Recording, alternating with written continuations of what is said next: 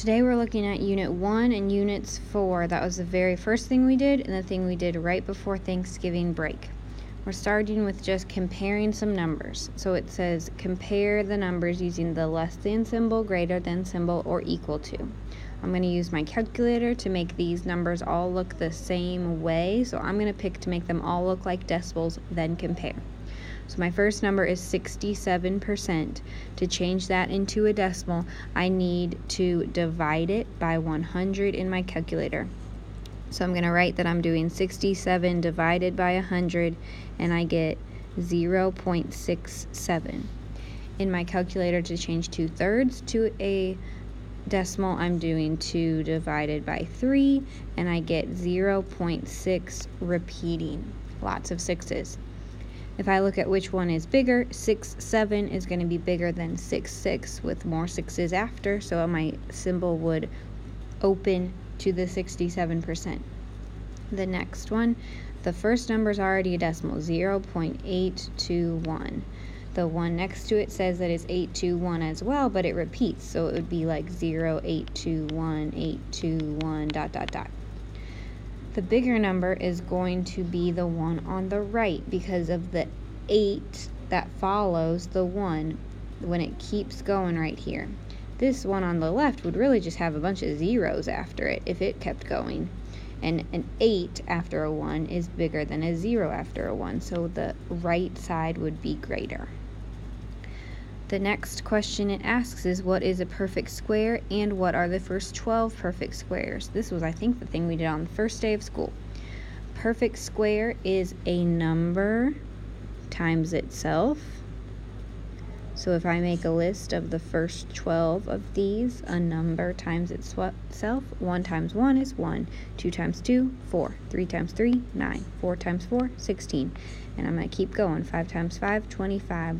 6 times 6, 36, 7 times 7, 49, 8 times 8, 64, 9 times 9, 81, 10 times 10, 100, 11 times 11, 124, 12 times 12, 144.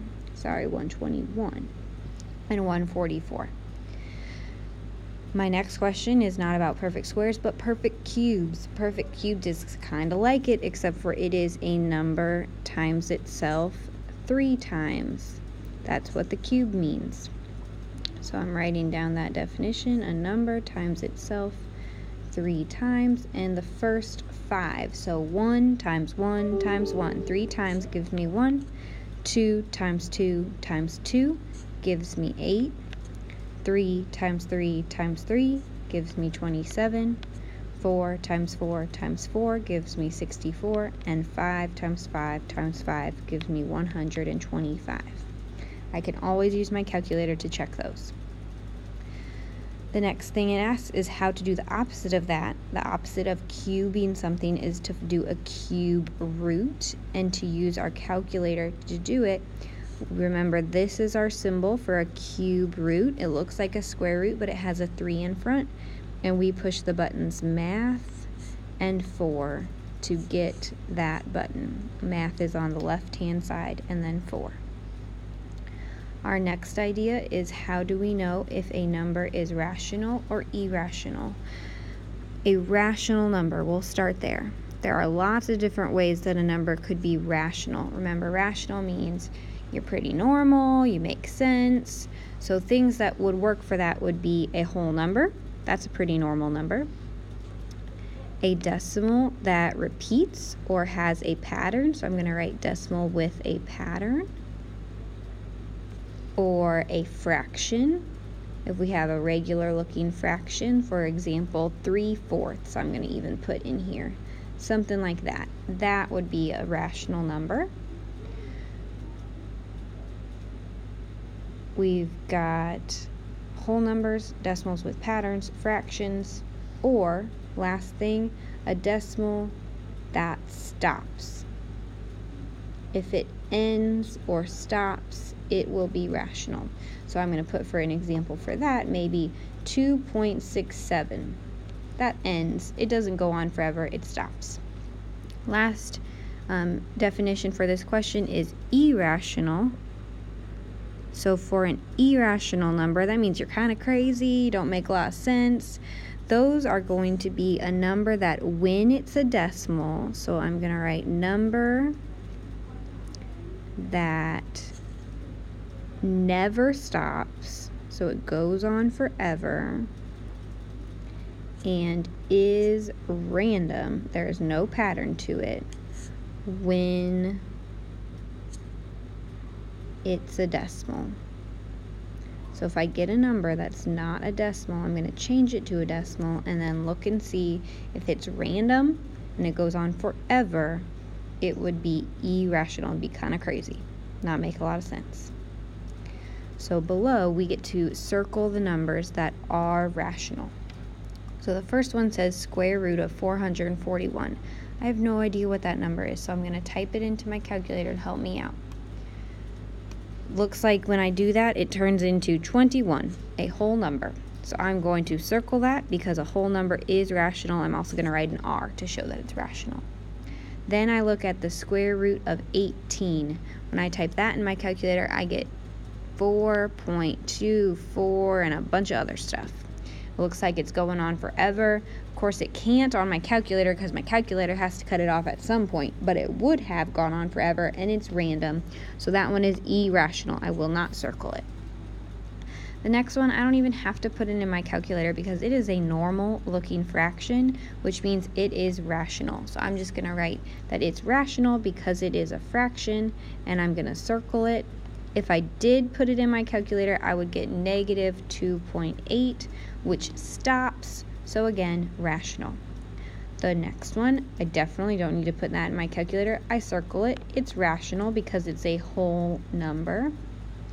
And the very last one, negative square root of 6, I can put that in my calculator, and when I do, I get negative 2.449 ... keeps going. It looks like it's going to go on forever, and it has no pattern.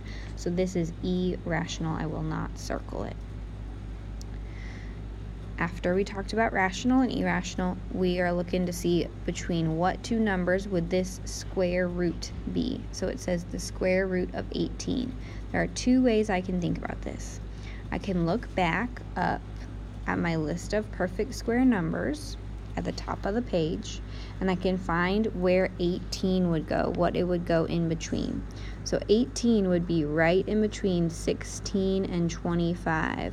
So I'm going to write down here that 18 is between 16 and 25. So that means the square root of 18 is between the square root of 16 and the square root of 25.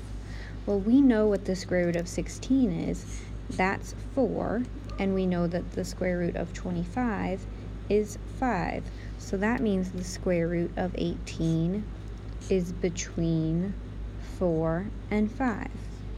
Another way that I could do this, and I'm going to write it in a different color, is in my calculator. I could type in the square root of 18, and we already did that on the problem right above. We got 4.24 ...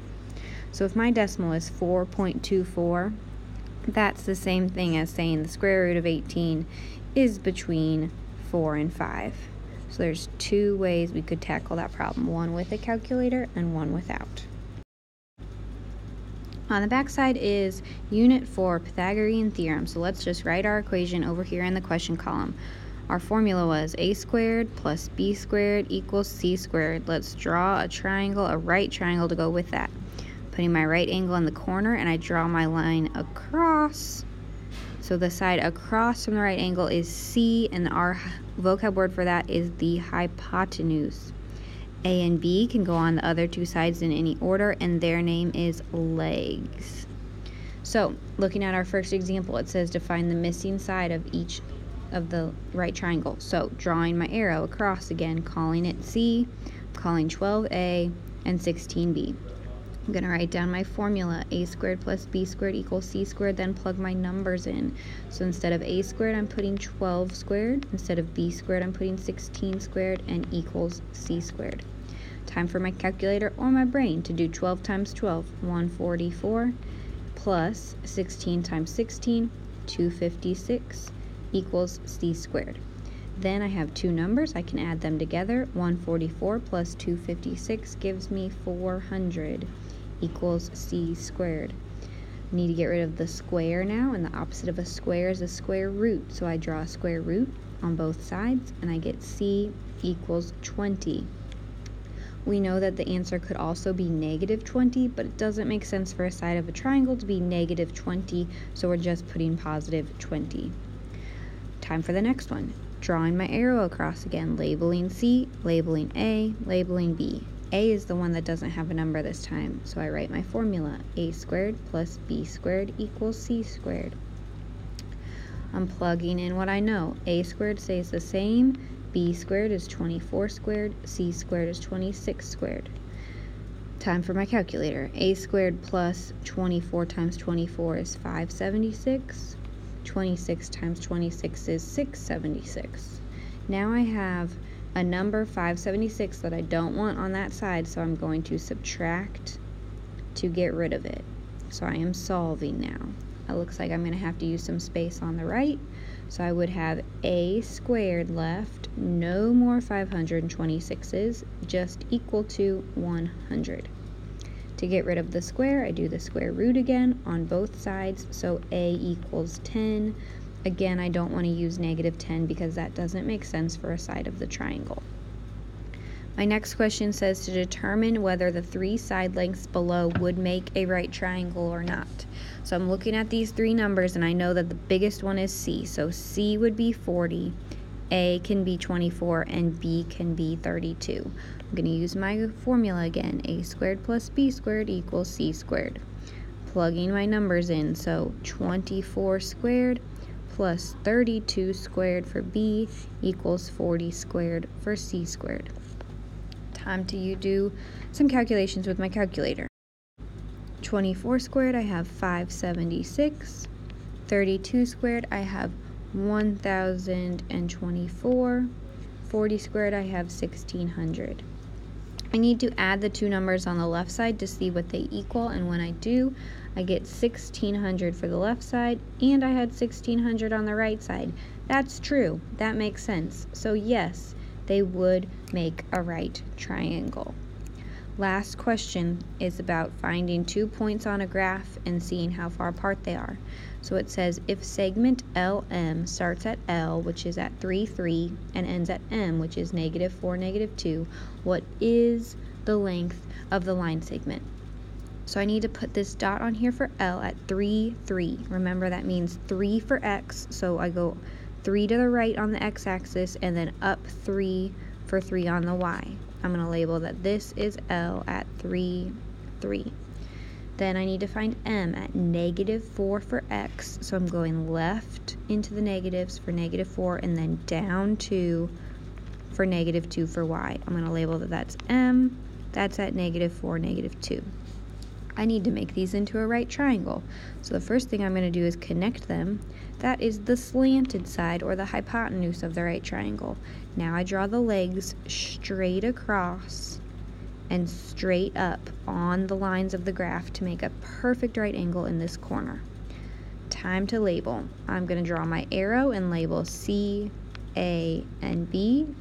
A, I can count how many squares that is. If I count 1, 2, 3, 4, 5, 6, 7, A is 7 squares long. B is 1, 2, 3, 4, 5 squares long. So now it's the same as the ones we just did above. I'm going to use my formula. A squared plus B squared equals C squared. I'm going to put 7 squared for A squared, 5 squared for B squared equals C squared. So 7 times 7 is 49.